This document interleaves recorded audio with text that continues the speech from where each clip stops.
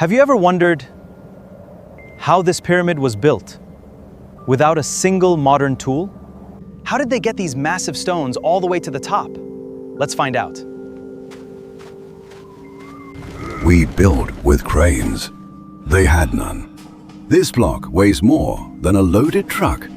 Thousands of men carved these by hand. Every cut had to be exact, or the whole plan failed. But cutting the stone was the easy part.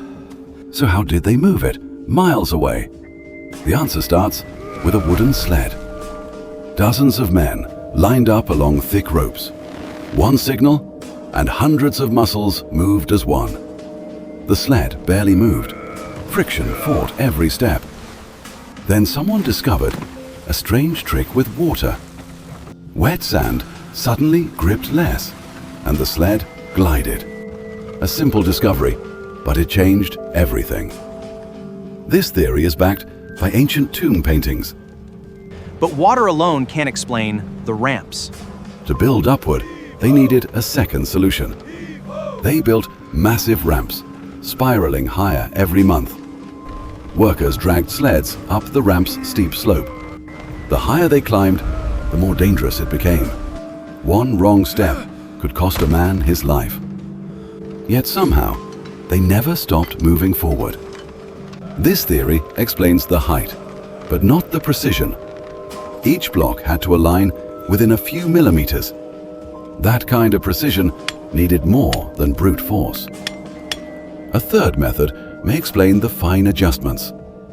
Long wooden levers rocked the stone forward, inch by inch.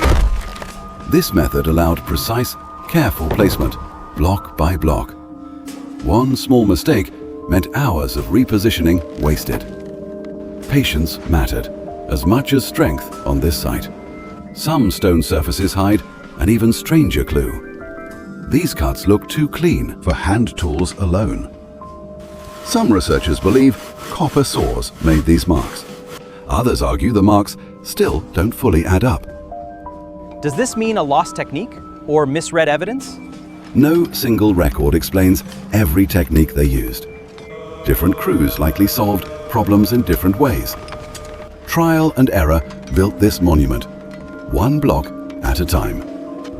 Sled tracks show grooves worn deep into stone. These grooves prove sleds were dragged for miles. This evidence alone took decades for archaeologists to map. Each new discovery reshapes what we think we know. And still, new questions outnumber the answers we have. Every quarry mark tells a piece of the puzzle.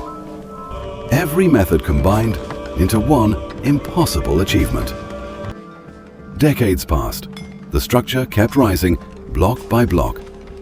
Generations of workers never saw the final result. And after decades of labor, the impossible stood finished. A monument that has outlasted every empire since. So which theory do you believe? Water, ramps, or levers? Type your pick below. I'll reply to the best ones.